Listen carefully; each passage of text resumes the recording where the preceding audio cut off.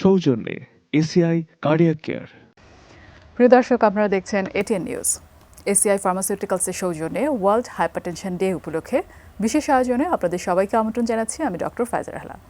দর্শক, world hypertension day উপলক্ষে আমাদের বিশেষ এই আয়োজনে হাইপারটেনশন নিয়ে জানাতে আমাদের সাথে আজ বিশেষজ্ঞ অতিথি হিসেবে যোগ দিয়েছেন ডক্টর AKS জাহিদ মাহমুদ খান, সিনিয়র কনসালটেন্ট কার্ডিওলজি বিভাগ, ল্যাবেড কার্ডিয়াক হাসপাতাল, ধানমন্ডি, ঢাকা।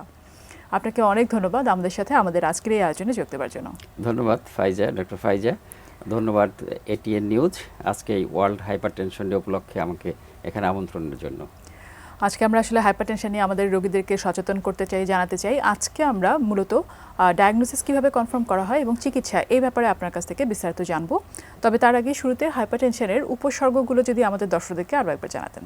জি, ধন্যবাদ ফাইজা। হাইপারটেনশন বা উচ্চ রক্তচাপ এটার উপসর্গ, এটা আসলে অনেক সময় বলা হয় যে সাইলেন্ট কিলার। অনেক সময় কিন্তু মানুষ টেরই পায় না যে তার উচ্চ রক্তচাপ বা হাইপারটেনশন হয়েছে, ব্লাড প্রেশার বেশি হয়েছে।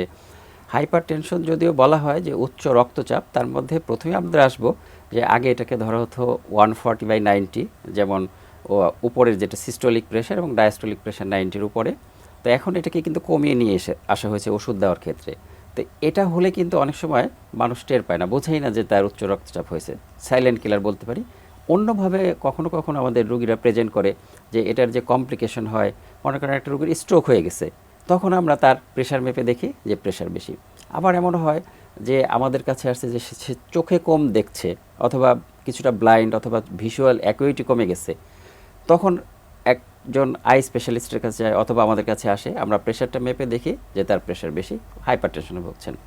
এমনও হয় যে তার হার্ট অ্যাটাক হয়ে গিয়েছে, অথবা হার্ট ফেলিওর, যে উচ্চ রক্তচাপের ফলে হার্ট ফেলিওর হয়ে গেছে, হার্ট অ্যাটাক হয়ে গেছে, তখন আমরা মেজার করে দেখি যে তার উচ্চ রক্তচাপে ভুগছেন। এমনও হয় যে তার কিডনির ক্রিয়েটিনিন বেড়ে গেছে, তখন আমরা প্রেশার মেজারমেন্ট করে দেখি যে তার প্রেশার বেশি। ইভেন এমন হয় আর্টেরিয়াল যেমন হচ্ছে পেরিফেরাল ভাস্কুলার ডিজিজ বলি আমরা, যে হার্টের পায়ে হাঁটতে পারে না, কষ্ট হচ্ছে, তখন দেখি যে তার পালস কমে গিয়েছে, এটাকে পেরিফেরাল আর্টেরিয়াল ডিজিজ বলি। তখন আবার মেজার করে দেখি যে প্রেশার বেশি হয়ে গেছে। অর্থাৎ এই যে উচ্চ রক্তচাপ, এটা কখনো কখনো তার সাইলেন্ট কিলার কোনো তার সিমটমই থাকে না। অনেক সময় রোগীরা এমন এসে বলে যে সামান্য একটু মাথা ব্যথা, ঘাড় ব্যথা এরকম বলে, আবার কখনো এই কমপ্লিকেশন নিয়ে, আবার কখনো যে রুটিন আমাদের যে চেক আপ করতে আসি যে তার প্রেশারটা দেখি বেশি, তখন তিনি টের পান যে তিনি হাইপারটেনশনে ভুগছেন। সাধারণত এই ধরনের প্রেজেন্টেশন নিয়ে আমাদেরকে রোগী উপস্থাপিত হয় আমাদের কাছে। যেটা আপনি বলছিলেন যে রেঞ্জটা কিন্তু এখন কিছুটা নেমে এসেছে ওষুধ শুরু করার ক্ষেত্রে, সেক্ষেত্রে আসলে ডায়াগনোসিসটা আপনারা কিভাবে কনফার্ম করছেন এবং ঠিক কিভাবে বোঝা যাচ্ছে বা কিভাবে এখন আসলে রোগীর ওষুধটা আমরা শুরু করব কিনা সে ব্যাপারটা আপনারা ডিটারমাইন করছেন? আসলে দেখেন, এই যে উচ্চ রক্তচাপ, এটা কিন্তু অনেকটা ভেরিয়েবল, যে বাসায় একরকম হয়, আমাদের কাছে আসলে একটু টেনশনে বেড়ে যায়, তারপর হচ্ছে যে অ্যাংজাইটিতে থাকলে বেড়ে যায়। আসলে তিনি উচ্চ রক্তচাপ ভুগছেন এমনও হয়, কিন্তু যখন আমরা প্রেশার মাপতে আসি, আমাদের চেম্বার আসে, তখন কিন্তু তার বেড়ে যায়। এর জন্য এটাকে বলা হয় যে কোথাও সে কাম অ্যান্ড কোয়াইট হিসেবে বসবে, এবং একটা সেটিংসে না, 2টা সেটিং, 3টা সেটিংসে যখন তার উচ্চ রক্তচাপটি যে আসলেই বেশি, সেটা আমরা যদি মেপে দেখি, ইভেন তাকে বাসায় দেখি, তার যদি সিমটম থাকে, এবং তার আরেকটা হিস্ট্রি নিয়ে থাকি যে তার ফ্যামিলিতে কারা হাইপারটেনশন আছে কিনা, এটা ফ্যামিলি হিস্ট্রি, তখন যদি আমরা কনফার্ম হই যে তার বাড়ি মানে প্রেশারটা বেশি থাকতেছে নর্মাল রেঞ্জের চেয়ে। আমরা জানি যে নর্মাল রেঞ্জ হচ্ছে 120/80, সিস্টোলিক প্রেশার 120 এবং ডায়াস্টোলিক 80। সেটার উপরে যদিও সেটা আমরা 140/90 স্টেজ 1 হাইপারটেনশন ধরা হয়, কিন্তু ওষুধ শুরু করার ক্ষেত্রে কিন্তু দেখা যায় যে এই স্টেজে যাওয়ার আগে অনেক সময় কমপ্লিকেশন অ্যারাইজ করে। এর জন্য আমরা এটাকে নামিয়ে যে 130 বা 120 সামান্য উপরে, তারপর হচ্ছে 90-র নিচে, ইভেন মানে 80-র সামান্য পরে, তখনও কিন্তু আমাদের যদি কমপ্লিকেশন অ্যারাইজ করে, তাহলে কিন্তু আমরা ওষুধ শুরু করে থাকি। আর কমপ্লিকেশন যদি অ্যারাইজ না করে, যেটা আমরা বলছিলাম যে সাইলেন্ট কিলার, অনেক সময় উপসর্গও বোঝা যায় না, হঠাৎ করে কোনো একটা কারণে হয়তো তার প্রেশার মাপা হলো এবং দেখা গেল বেশি আছে, সেক্ষেত্রে আসলে কি করণীয়? একদিন উপসর্গ নেই কিন্তু ওনার প্রেশারটা বেশি আছে, এটা আমরা ধরতে পারলাম, তখন আপনারা কি করেন? তখনও কিন্তু আমরা তাকে হচ্ছে যে রেস্ট দেই, অথবা কোনো সময় অল্প যদি, এখানে আবার রেঞ্জের ব্যাপার আছে, যে একটা রোগী আসলো, তার দেখলেন 180-100, সেই ক্ষেত্রে কিন্তু তাকে আমরা ধরেই নিচ্ছি তিনি মানে হাইপারটেনশনে ভুগছেন। কিন্তু যদি এমন রেঞ্জ হয় যে 140-90, তাকে যদি এমন একটা হিস্ট্রি নেই যে তিনি হয়তো বা গত রাতে ঘুম হয় নাই ভালো, অ্যাংজাইটিতে, তখন কিন্তু তার আমরা একটা অ্যাংজিওলাইটিক দেই, তাকে বাসায় রেস্ট নিতে বলি, আবার আসতে বলি।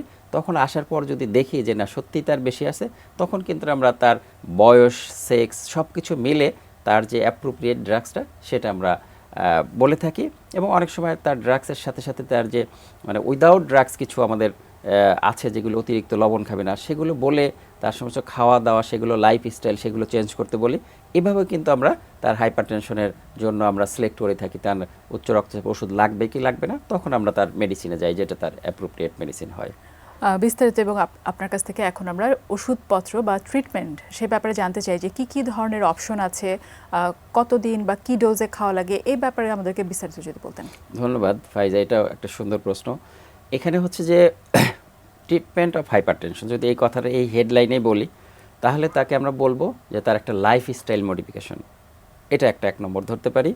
লাইফস্টাইল হচ্ছে বিভিন্ন রকম মানুষ তার অ্যাংজাইটিতে ভোগে, আমাদের দেশের তো অনেক অ্যাংজাইটি, সেগুলোকে একটু মডিফাই করতে হবে। আমাদের দেশে হয় কি যে অনেকেই হচ্ছে যে লবণ খেয়ে থাকে, খাওয়া দাওয়া এটা একটা, হ্যাঁ, যে লাইফস্টাইলের সাথে তার হচ্ছে যে এডুকেশন তো থাকলোই, তার হচ্ছে মানে খাদ্য তালিকার যে চেঞ্জ সেটা একটু করতে হবে। সেটার ভিতরে অতিরিক্ত লবণ এটা কিন্তু একটা বড় ফ্যাক্টর। কাঁচা লবণ হোক, সিদ্ধ লবণ হোক, যে লবণই হোক, সেই লবণ যদি খেয়ে থাকেন সেটাকে বাদ দিতে হবে, মানে আমাদের লবণ খাওয়া যাবে না। তারপরে যেগুলো ফ্যাটি ডায়েট যেগুলো আছে আমাদের, সেই ফ্যাটি ডায়েটগুলোকে অ্যাভয়েড করতে হবে। ফ্যাটি ডায়েটের ভিতর ধরেন গরু মাংস, খাসির মাংস, তারপর হচ্ছে যে মাখন, ঘি, তারপর ফাস্টফুড, এগুলোকে অ্যাভয়েড করতে হবে। আরেকটি হচ্ছে তার ওয়েট রিডাকশন, যে তার ওভার ওয়েট আছে কিনা, ওবেসিটি আছে কিনা, সেটা রিডাকশন করলেও কিন্তু ব্লাড প্রেশারটা কমে আসে। আরেকটা হচ্ছে তার হচ্ছে যে তার হচ্ছে এক্সারসাইজ, সে এক্সারসাইজ করতে পারে। কিছু খাবার আছে যেগুলো হচ্ছে যে মানে ফ্রেশ ফ্রুটস খেতে পারে, সেগুলো ভিটামিন সি যুক্ত খাবার, সেগুলোতেও কিন্তু কিছুটা ব্লাড প্রেশার কমে আসে। এইগুলো করার পরও যদি দেখছি যে আমাদের নর্মাল রেঞ্জের বেশি, তখন কিন্তু তার আমাদের ওষুধে যেতে হবে। এই যে মেডিকেশন, ট্রিটমেন্ট অফ মেডিকেশন, তাহলে লাইফস্টাইল মডিফিকেশন, তার হচ্ছে যে খাদ্য তালিকার পরিবর্তন, তার ওয়েট রিডাকশন, তার এক্সারসাইজ, এইগুলোর সাথে তার হচ্ছে আমরা মেডিকেশনে যাব। এটা হচ্ছে আমাদের টোটাল যে লাইন অফ ট্রিটমেন্ট বা গাইডলাইন অফ ট্রিটমেন্ট মনে করেন।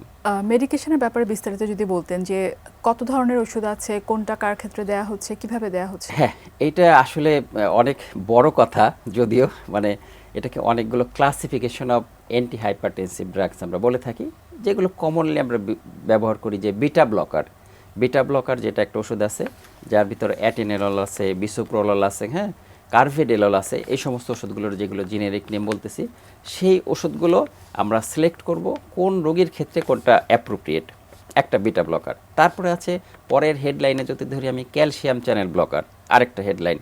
তারপর আছে এসিই ইনহিবিটর, সেটা একটা আছে। এআরবি বলি, হ্যাঁ, অ্যাঞ্জিওটেনসিন রিসিপ্টর ব্লকার, সেটা আছে। কিছু আছে ডাইউরেটিক্স, সেটা আছে। তারপরে সেন্ট্রালি অ্যাক্টিং, এই প্রায় 7-8 ধরনের যে সমস্ত ওষুধ আছে, সেগুলো কিন্তু সিলেকশনটা খুব জরুরি। এটা হচ্ছে একজন মানে স্পেশালিস্টের কাজ, যে কোন ওষুধটা কার ক্ষেত্রে প্রযোজ্য। এখানে যদি আমি একটু বিস্তারিত আলাপ করি, যে বিটা ব্লকার ধরলাম প্রথম ওষুধটা, এটার কাজ কি, এটা হার্ট রেট কমিয়ে দেয়।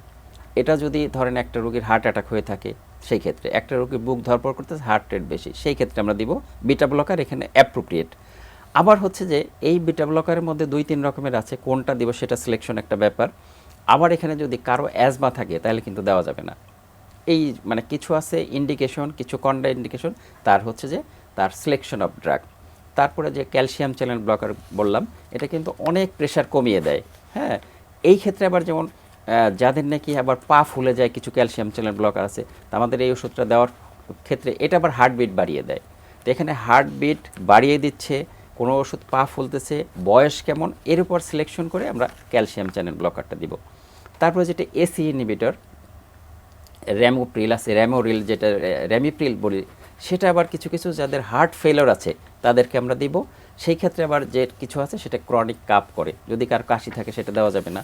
তারপর এআরবি, অ্যান্টিওসেন্টিন রিসিপ্টর ব্লকার, এটা হচ্ছে যে কিডনি রোগীদের যেটা ক্রিয়েটিনিন অনেক বেশি, সেক্ষেত্রে আমরা দিতে চেষ্টা করব যে এটা না দিয়ে পারা যায় কিনা। আবার এখানে হচ্ছে যে যাদের বাইল্যাটারাল রেনাল আর্টারি স্টেনোসিস আছে, সেই ক্ষেত্রে আমাদের দেওয়া যাবে না। এইটা আবার একটু সাইড ইফেক্ট কম সেখানে। কিছু আছে ডায়াবেটিক্স, মনে করেন একটা হার্ট ফেলিওরের রোগী আছে, তার পানি আছে শরীরে, তাকে আমরা প্রেশার কমাতে চাই, আবার পানিও বের করতে চাই, সেখানে কিন্তু আমার ইন্ডিকেশন হচ্ছে যে ডায়ুরেটিক্স, মানে পানি বের করে তারপর হচ্ছে যে সে প্রেশার কমাবে, পানিও বের করবে। কিছু আছে centrally acting, alpha methyl dopa, যেটা আমরা মনে করেন যে সেই ক্ষেত্রে যেমন কিডনি রোগীদের সেটা দিয়ে সাইড ইফেক্ট নাই, আবার যেটা প্রেগন্যান্সিতে দিতে পারি সেটা সাইড ইফেক্ট নাই। তাহলে এই যে ক্যাটাগরি 7 ধরনের 8 ধরনের যতই হোক, আমি এই ক্লাসিফিকেশন এগুলো আমাদের সিলেক্ট করতে হবে যে কোন রোগীর জন্য কোনটা তার বেস্ট ড্রাগস এবং তার সাইড ইফেক্ট কি, কোনটা দিব কোনটা দিব না, এইটা হচ্ছে মানে আমাদের খুবই সিলেকশনটা খুব ইম্পর্টেন্ট। অনেক রকমের ওষুধ যেহেতু আছে তার কারণে রোগীর অবস্থা বুঝে সেই ওষুধগুলো দেওয়া হচ্ছে। এই ব্যাপারটি আসলে আমাদের দর্শকদের জন্য খুবই জরুরি যে একই ওষুধ কিন্তু সবার জন্য প্রযোজ্য নয়। আমরা এরপরে যে ব্যাপারটি জানতে চাই যে অনেকে দেখা যায় যে বাড়িতে হয়তো একজনের প্রেশার আছে বা আরও একজনের হয়তো তারই সাথে প্রেশার ধরা পড়ছে বা পড়লো, অনেকেই ভাবেন উনাকে যে ওষুধটা দেওয়া হচ্ছে আমিও সেটাই খেয়ে ফেললাম, আমি ডাক্তার দেখালাম না। সেই ক্ষেত্রে আসলে কি কি ধরনের বিপদ হতে পারে এই ব্যাপারে যদি একটু আমাদের দর্শকদের ডেফিনেটলি আসলে দেখেন, সেটাই তো বলছিলাম যে এই selection of drug anti hypertension, 1 নম্বর হচ্ছে তাকে ওষুধ শুরু করব কিনা, 2 নম্বর কোনটা অ্যাপ্রোপ্রিয়েট, এটা কিন্তু পার্সন টু পার্সন ভেরিয়েশন। এখন বাসায় মনে করেন মা একজন, তিনি একজন মহিলা, তিনি একজন বয়স্ক, ঠিক তেমনিভাবে যদি ইয়াং একটা ছেলের হয় তাহলে কিন্তু সেম ওষুধ হবে না। তখন আমাকে চিন্তা করতে হবে এর এজ কেমন, তার কি দরকার, সেই হিসাব করে তার যদি তার অ্যাজমা থাকে তাহলে আমি একটা দিব, আরেকটা দিব না। তার যদি হার্ট ফেলিওর থাকে সেটার জন্য, এর জন্য বাসায় যদি কেউ থাকে একজন, সে উচ্চ রক্তচাপ ওষুধ খাচ্ছেন, আমাদের মনে হয় সেইটাই ফলো করা উচিত হবে না। তার ক্ষেত্রে হচ্ছে একজন কনসালটেন্ট বা নিকটস্থ তার যে কনসালটেন্ট আছে ডাক্তারের কাছে যাবে, তিনি সিলেকশন করবেন which one is appropriate for her or him. এই মেসেজটি খুবই গুরুত্বপূর্ণ সবার জন্য। আমরা চিকিৎসার অনেকগুলো পদ্ধতি সম্পর্কে আপনি কিন্তু আমাদেরকে বলেছেন এবং এটাও বলেছেন যে কখন রোগীকে চিকিৎসা দিতে হবে এবং তাকে কোন ধরনের চিকিৎসা দিতে হবে, এই ব্যাপারটি কিন্তু খুবই গুরুত্বপূর্ণ একজন রোগীর জন্য, তাকে সুস্থ থাকার জন্য। আমাদের দেশের সাধারণ মানুষের মধ্যে দেখা যায় যে তারা যখন একটা অসুখে ভুগছে বা কোনো উপসর্গ দেখা গেল তখন হয়তো তারা ডাক্তারের কাছে গেল এবং চিকিৎসা কী হলো সেই প্রেসক্রিপশনও রেডি করা হলো, ওনারা চিকিৎসা শুরু করলেন। কিছুদিন পরে যদি ওনারা যখন একটু ভালো বোধ করেন তখন ওনারা সমস্ত ওষুধপত্র ছেড়ে দেন যে আর মনে হয় দরকার নেই, আমি তো ভালো হয়ে গেছি। এই ব্যাপারটা নিয়ে যদি একটু বলতেন যে যখন হাইপারটেনশনের জন্য আপনারা ওষুধ দেন এই ব্যাপারটা মেনটেন করা এবং রেগুলার ফলো আপ করা কতখানি জরুরি? ধন্যবাদ। এটা আসলে আমাদের দেশের ক্ষেত্রে অধিকাংশ হয় আমাদের সাধারণ মানুষ, আমরা তো মানে গ্রামগঞ্জে থেকে আমাদের অনেক রোগী বা সাধারণ মানুষ বলতে পারেন, তারা হয় কি যে তার একটা উচ্চ রক্তচাপ, সে এক্সাম্পল যে 160/100, তখন আমি তাকে সমস্ত কিছু দিয়ে সিলেকশন করলাম একটা ড্রাগ। তো সেটা খাওয়ার পরে তার নর্মাল চলে আসলো 120/80, তার কোনো সিমটম নাই। সে ভাবছে ঠিক আছে আমার তো ভালো হয়ে গেছি, লাইক যেমন ধরেন একটা জ্বরের রোগীর অ্যান্টিবায়োটিক, সে ভালো হয়ে গেছে আর দরকার নেই। এইখানে কিন্তু অনেক ভুল হয়ে যায়, এটা অবশ্যই করা উচিত না। কারণ যদি আমি বলি একটা এক্সাম্পল দিয়ে, ধরেন একটা নদীর ভিতরে আমরা বাঁধ দিয়েছি, সেই বাঁধটা দিয়ে আমরা সেটা পানিকে প্রিভেন্ট করছি, ঠিক ওষুধটা দিয়েও কিন্তু আমরা প্রেশারটাকে নিয়ন্ত্রণ করছি। এবং নিয়ন্ত্রণ করে যখন এটা নিয়ন্ত্রণের মধ্যে আসছে, নর্মাল আসছে, তখনও কিন্তু কন্টিনিউ করতে হবে। ছেড়ে দিলে তো আবারও সেটা পানি যেমন চলে আসবে, নদীর বাঁধ ভেঙে ছেড়ে দিলে তেমনিভাবে প্রেশারটা কিন্তু আবার তার উঠে যাবে, আবার সেই যে সমস্যাগুলো হতো সেগুলি হবে। তো অবশ্যই এটা ডাক্তারের পরামর্শ ছাড়া কখনোই কিন্তু আমার মনে হয় ওষুধ ডিসকন্টিনিউ করা উচিত না। যদি সেটা বেশি প্রেশার কমে যায় তবুও তিনি নিকটস্থ যিনি ডাক্তার আছেন তার কাছে যাবে, সে এটাকে হাফ করবে, কমাবে, বাদ দেবে, মানে এটা কিন্তু তার উপর ছাড়তে হবে। নিজে নিজে এটা আমার মনে হয় ডিসাইড করাটা ঠিক হবে না মোটেই। ওষুধের ডোজটাকে যদি অ্যাডজাস্ট করতে হয় সেটাও একজন ডাক্তার পরামর্শ দিবেন ওনাকে দেখে বুঝে, এবং সেই ডোজে আবার ওনাকে মেনটেন করতে হবে বা ফলো আপে থাকতে হবে। অনেক সময় দেখা যায় যে কারো প্রেশার হঠাৎ করে কোনো একটা কারণে, হয়তো উনি অনেক বেশি উত্তেজিত হয়ে গেলেন বা স্ট্রেস রিলেটেড বা যে কোনো কারণেই অনেক বেশি সাডেনলি বেড়ে গেল, সেক্ষেত্রে আপনারা কি কোনো তখন ওই মুহূর্তে যিনি হয়তো ওষুধে খাচ্ছেন ওই সময় কি ওনাকে এক্সট্রা কোনো কিছু খেতে বলেন কিনা বা পরামর্শ দেন? হ্যাঁ, এটা অবশ্য এরকম হয়, আমরা প্রায় রোগী পাই যে তিনি ওষুধ খাচ্ছেন হঠাৎ বেড়ে গেল, তখন আমরা আসলে আমাদের রোগীরা যেটা করে থাকেন যে ওই একটি ওষুধ যিনি খাচ্ছেন সেটাকে ডোজ বাড়িয়ে দেন। এরকম আমরা যদি অনেক সময় এমনও হয় আমাদের যে টেলিফোন করে বসছেন, হ্যাঁ, আত্মীয় হোক বা যার কাছে টেলিফোন নাম্বারটা আছে, যেতে ওষুধ খাচ্ছেন হঠাৎ তার কোনো কারণে বেড়ে গেল, তো তখন কিন্তু আমরা আসলে ওই ওষুধটাকে বাড়িয়ে না দিয়ে একজন ডাক্তারের শরণাপন্ন হোক, তিনি দেখবেন, মেজার করবেন, এবং তার যদি কোনো রিলিভেন্ট ফ্যাক্টর যেটাকে করে, যেটা হঠাৎ তেনার ঘুম হয় নাই বা কোনো একটা সমস্যায় পড়ছে, সেটাকে যদি আমি রিলিভ করতে পারি অথবা কোনো অ্যাংজিওলাইটিক দিতে পারি, তার যদি সিরেশন দিতে পারি, তার যদি একটু ঘুম হয়, তাহলে কিন্তু আবার ঠিক হয়ে যায়। ওই ওষুধটাই যে দ্বিগুণ করে খাবে এটা কিন্তু রুলস নাই, নিয়ম নাই। আমার মনে হয় সেই ক্ষেত্রে নিকটস্থ ডাক্তারের কাছে যে পরামর্শ দিয়ে সেটাকে আমার সমাধান করা উচিত আমি মনে করি। নিজে নিজে প্রেশারের ওষুধটাকে ডাবল বা ট্রিপল করে না খেয়ে অন্যভাবে ভালো আমি মনে করি। সমাধান করতে হবে, এবং সব থেকে সুবিধাজনক হচ্ছে যখন উনি ডাক্তারের কাছে গিয়ে আবার দেখিয়ে ওষুধটা অ্যাডজাস্ট করতে পারবেন। জি। অন্যান্য কিছু রোগ যেমন হচ্ছে যার অনেকেরই হাইপারটেনশন থাকলে তাদের দেখা যায় যে ডায়াবেটিসও আছে, বা ডায়াবেটিস এবং হাইপারটেনশন দুটো রোগেই ভুগে থাকেন আসলে। সেক্ষেত্রে যদি এরকম হঠাৎ করে প্রেশার বেড়ে যায়, সেটা কি ডায়াবেটিসের ক্ষেত্রেও কোনো ইফেক্ট ফেলে কিনা, বা কোনো ধরনের সম্পর্ক আছে কিনা, যে কারোর আনকন্ট্রোল সুগার সেক্ষেত্রে প্রেশারের উপরে কোনো ইফেক্ট পড়ে কিনা, বা প্রেশার যদি অনেক বেশি হয়ে যায় সুগারের উপর কোনো ইফেক্ট পড়ে কিনা? সাধারণত এই দুইটার কোনো আসলে রিলেশনশিপ নাই যে প্রেশার বাড়লে ডায়াবেটিস বাড়বে বা কমবে, অথবা ডায়াবেটিস বাড়লে প্রেশার বাড়বে কমবে। তবে এই দুটাই কিন্তু একটা risk factor of heart disease. এখানে একটু জাস্ট আমি আপনাকে যদি একটু ডাইভার্ট করে নিয়ে যাই, যে হার্ট অ্যাটাক বলেন, ইসকেমিক হার্ট ডিজিজ, সেগুলো হার্ট অ্যাটাক, সেটা কিন্তু মানে সবচেয়ে বড় ইম্পর্টেন্ট রিস্ক ফ্যাক্টর, যে এটা থাকলে এটা হতে পারে। হ্যাঁ, সেই ক্ষেত্রে আমাদের কিন্তু হার্ট ডিজিজ বা যেমন কিডনি ফেইলিওর, সেগুলো কিন্তু প্রেশার এবং ডায়াবেটিস যদি একসাথে থাকে সেটাই হতে পারে। সেই দিকে আমাদের সচেতন থাকতে হবে।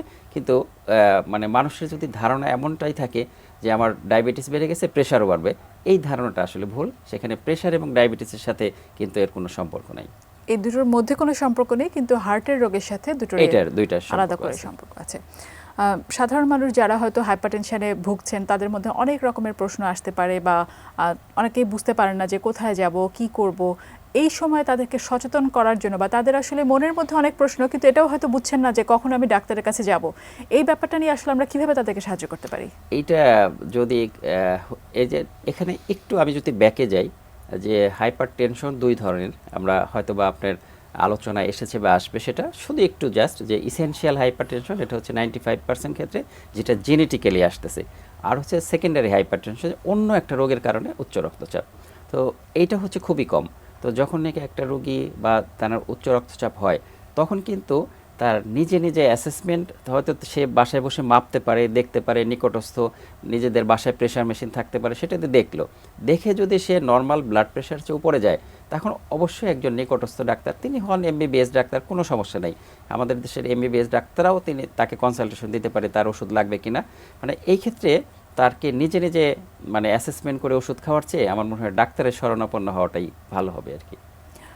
আমাদের এখনকার যে যুগ এসেছে, আমরা কিন্তু অনেকে দেখা যায় যে সোশ্যাল মিডিয়ার সাথে অনেক বেশি ইনভলভড, সারাক্ষণই বা কিছু না কিছু প্রতিদিন কিছুটা সময় হলেও সেটা একেবারে গ্রামে গঞ্জের মানুষরাও কিন্তু ডিজিটাল মিডিয়ার সাথে রিলেটেড, ফেসবুক ইউজ করছেন বা বিভিন্ন সোশ্যাল মিডিয়ার প্ল্যাটফর্মগুলো ওনারা ইউজ করেন।